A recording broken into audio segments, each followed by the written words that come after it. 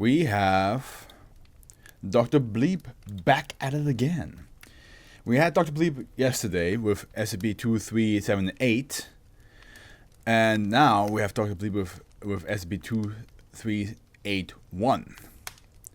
So we went from Tissue Dome, which was a big cave-like system that worked like a human body, to now one called O Little Manta Ray. O Little Manta Ray. Oh, little manta ray. Okay, there's a couple. Howard did say we don't have any tales to read, but I wonder if that's true. Yeah, because like sometimes, you know, you guys say like, oh, you don't need to read this, but then I'm like, I look at it, I'm like, I will read it. So it's always a little bit hard with me when it comes to like, is a tale actually gonna be read or not? Because who knows? Who knows? Alright. I'm actually gonna text Nene and be like, I'm wearing your hoodie. Wearing your hoodie. For on stream. Comfy. Alright. Upper class, safe. Oh, little manta ray is safe. Special containment procedures, SB2381 is to be kept in a large storage locker with inside 212A when not in use. SB2381 may be accessed by personnel with level 1 clearance or higher for therapeutic purposes. SB2381 should not be operated in external areas. Linguistic experts familiar with the elder or younger Finfelk languages are discouraged from interacting with SB2381. Description. I like the aesthetic of the header of this article. Yeah, right? It's seas of... Is that supposed to be Orcadia? Orcadia? Like Orca? It is nice. It's also, for me, very new. I actually just kind of just skimmed over it because I'm trying to like read the SCPs today because it's Sunday. But this is I've never seen this header before, so this is very new to me. It's nice. I also like how the external texts are all blue, well, turquoise. No, hey, well, yeah. Welcome. As you can see, I'm proudly wearing your hoodie. I'm also wearing cinder pants, which are sadly too short for me, but I'm wearing both with pride and joy. I just wish they were longer. I just wish these were longer, dude. Because every time I sit down, and like it just rolls up to past me, uncle. Pants not supposed to do that. But hey, we also got the Silver Veil figurine here, and we have Cinder chilling on top of Henry. We are living the life. So, linguist, yeah. SB2381 are a pair of objects, the first of which is a scale model of a giant oceanic manta ray, capable of both automated and controlled motion through unknown thaumatological mechanism. See addendum translation log L1. And here we have Mobula birostris. Yeah, custom headers will become much more common around the series. Okay. Okay, cool. Oh, hell yeah, I know, right? I'm surrounded by the lovely ladies. Yes, sir. SB2381 has a wingspan of 2 meters, and its body is 0.9 meters in length with a 3 meter long tail. That's a long tail. The dorsal, central, and belly of SB2381 are intricately carved with a number of channels that become luminescent when it is turned on. 2 handlebars for holding onto are placed symmetrically on the dorsal surface. SB2381 forwards and backwards motion pitch, yaw, and elevation can be controlled via particular gestures on a control panel of glowing diodes placed just behind the head of the object. Also, now that I have my afro cut off, I can actually wear hoodies, so I can Fucking headphones. But I can now do this. A rarity. I mean, the headphones are now in the way a little bit, but it's a rarity with me that I get to wear hoodies, you know.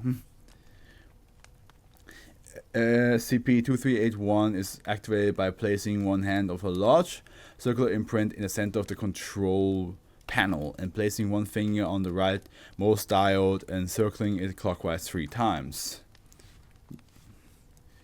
The second component of SCP-2381 is a box-shaped device with an identical layout to the control panel on a scale model. This box functions as a remote control device. Pardon me. When SCP-2381 is turned on, it is capable of performing a number of aerial and aquatic maneuvers, including barrel rolls,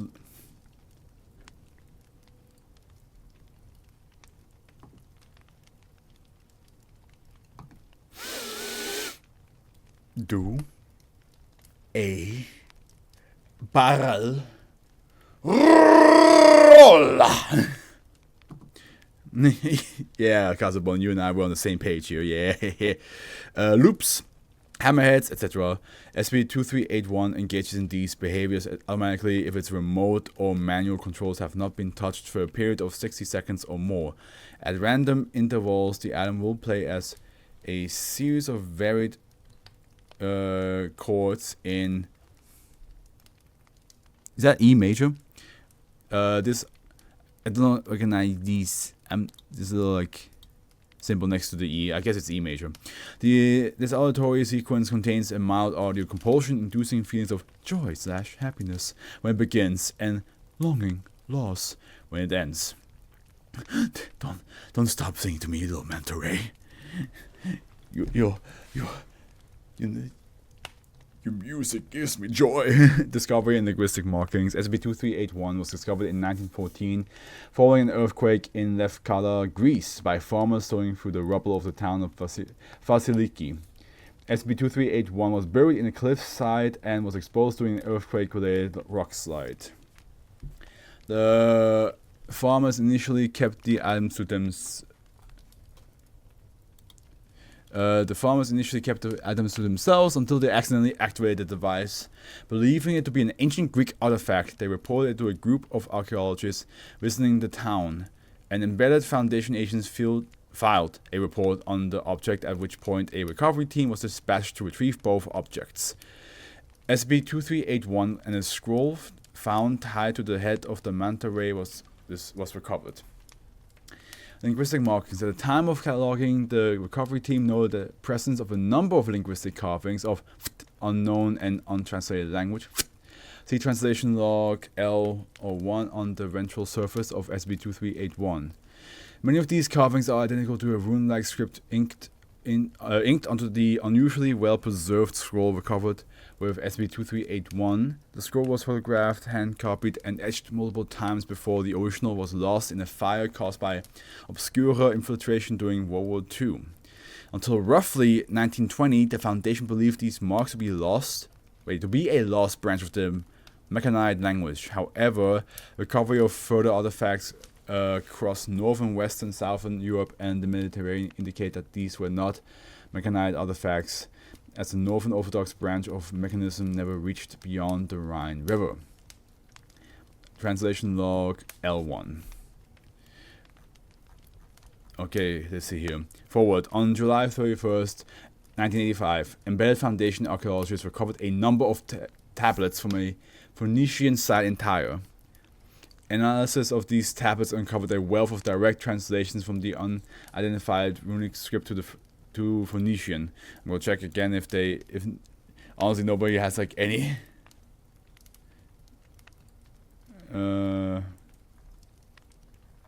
Yeah, nobody helping me out. Well, I get you all. Nene, do you have any idea what to do when you wear pants that are too short and there's no way to get a different pair because it was this limited time sale? Because I don't know what to do. What am I supposed to do now? These are such cool pants, but they're too short for me. I'm sad. From these tablets, the Foundation learned that the language was referred to as Elder Finfolk by its speakers and was created by a hominid race known as the Finfolk.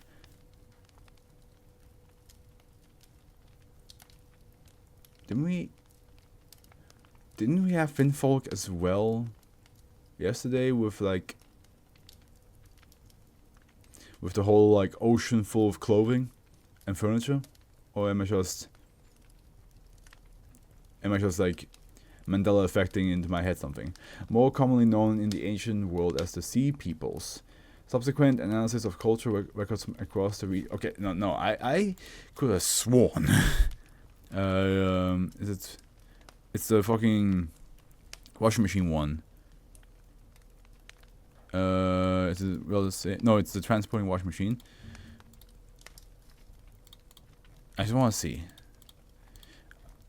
if I'm losing my mind or if I'm guessing it correctly. Open up all these things. I am losing my mind. Okay. Would have made sense. Would have been cool, like a little like connection there. Subsequent analysis of cultural records from across the region revealed corroborating evidence of this mysterious civilization. These tablets served as Rosetta Stone equivalents, allowing the Department of Linguistics to begin translating a large backlog of recovered scripts, carvings, and notations found on thousands of recovered materials. As it was among the first discovered items, researchers used SCP-2381 and its accompanying scroll to test the early translation models. The following log is a composite of these early translations. The Sea People are a real thing. Oh, okay, like they're based on like actual like history or legends.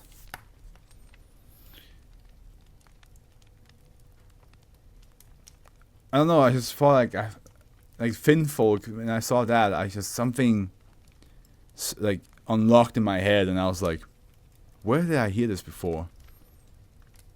And I thought I read it yesterday, but I was wrong.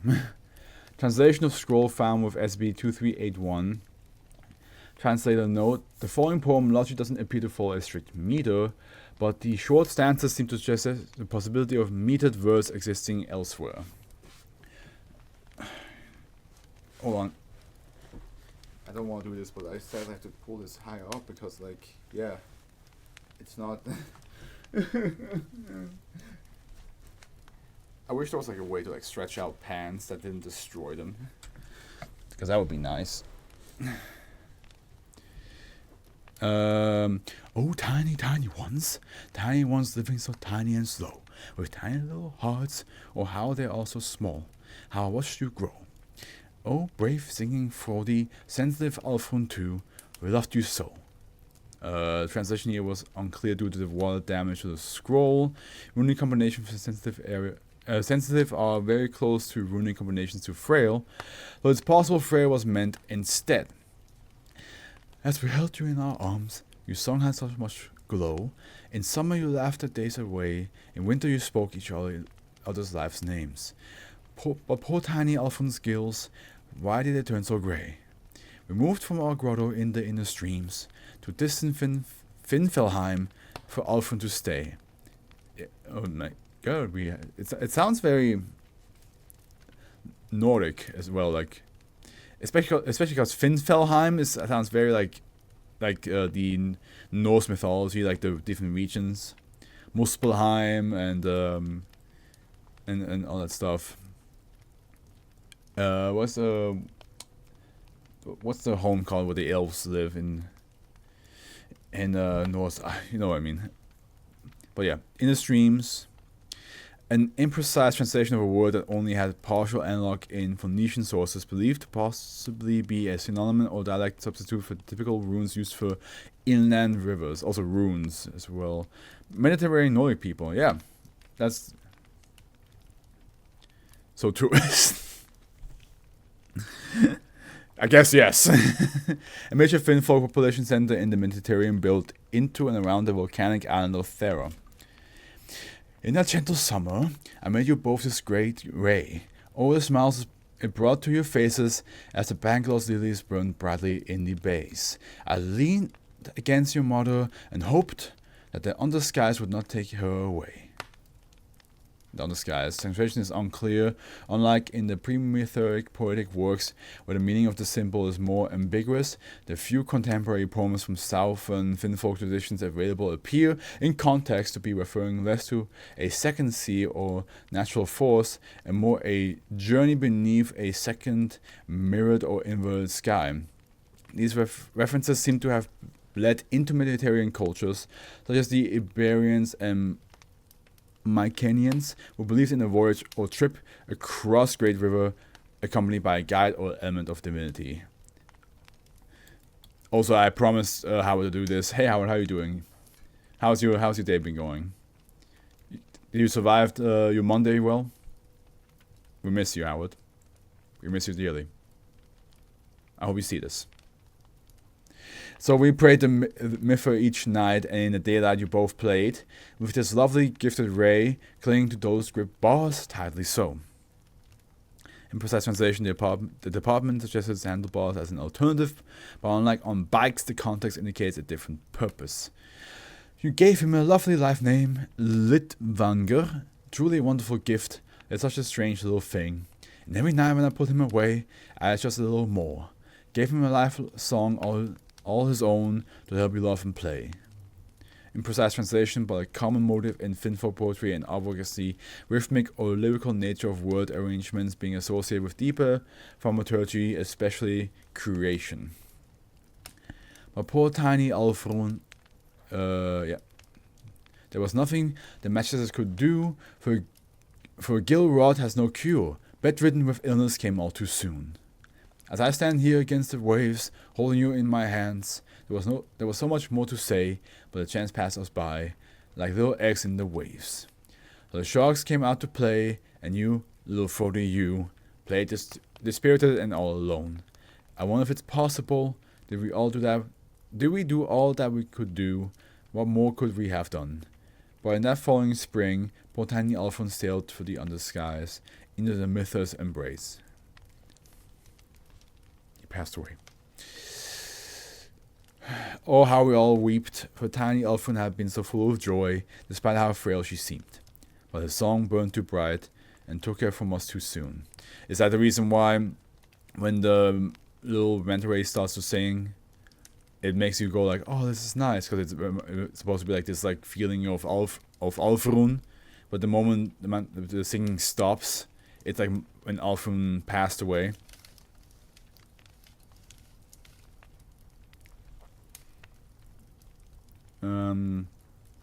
But her song burned too bright and took her from us too soon. In her wailing memory, I took a piece of her song and wove it into Litvanger. There we go. Yeah. So we always have a piece of her to live on with us at home, with all those for whom she so loved. We floated amidst the city named gates. Little translation: the context is of the surrounding runic script indicates that this is inaccurate, but no existing word in the English language sufficiently fits the magnitude of contextual implications. And set her body to sail down the great rafts of the underskies to join her life song in the dancing night. A miracle happened then, as you wept against my shoulder. The Mither gently lifted her low. Early translation here are imprecise. In text from early periods, the symbol interpreted here as lifted her low are used to mean fell from a great height. But in the context of the surrounding symbols within this poem and other contemporary works, the connotation is all to produce a strange mix of imprecise transliteration, possibly symbolic. Towards a soul of heart in peace and color. A little translated English equivalent exit, okay. And for the first time we could say, she truly flew on her own. In her name we carried on, but it never was the same, not for you, not for your mother, you or me.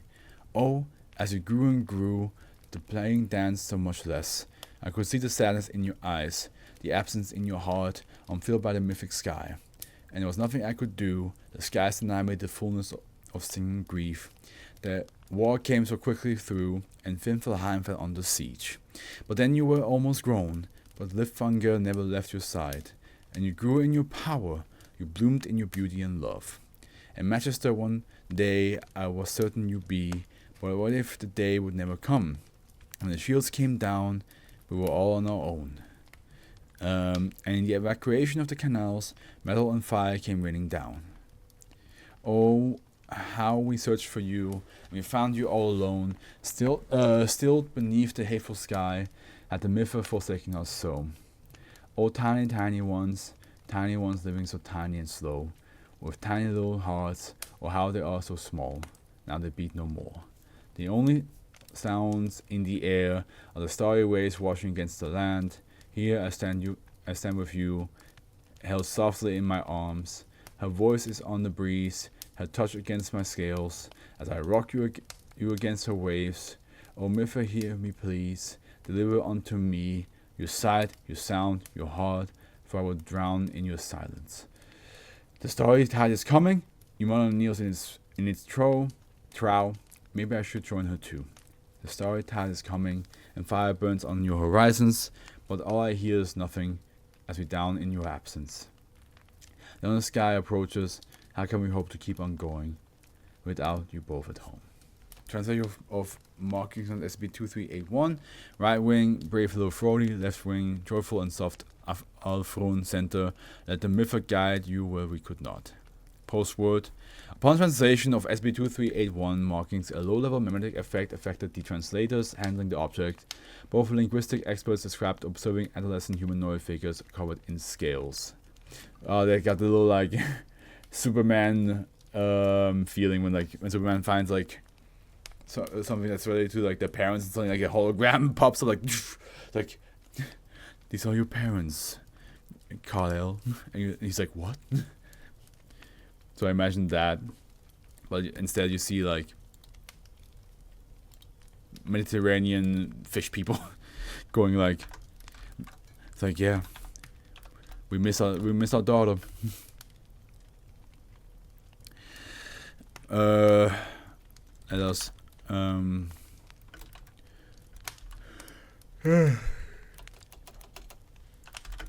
the music brings joy when it's played, and sadness when it's over. It reminds us of a girl named Altrun. Let me see how that's spelled correctly. It has like the little, I think it has like the little umlaut, right? I am not. There it is. This is a really new SCP. It was written in late January of this year, so this is more of a Series 9 article. Gotcha. It reminds us of a girl named Altrun. Her early passing, and we all miss her dearly.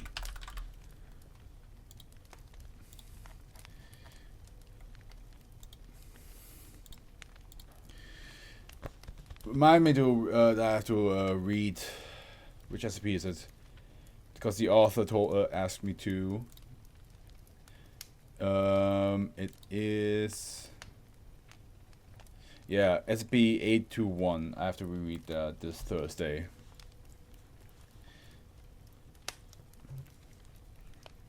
It's wild to see the difference of size. Because I still have the original 821 on one of my channels, on my AfroFluff channel. So seeing how it looked like before and barely remembering it. And then seeing how it looks like now. Yeah, it's crazy. Wild. Well, let the little manta ray keep on swimming. Keep on swimming.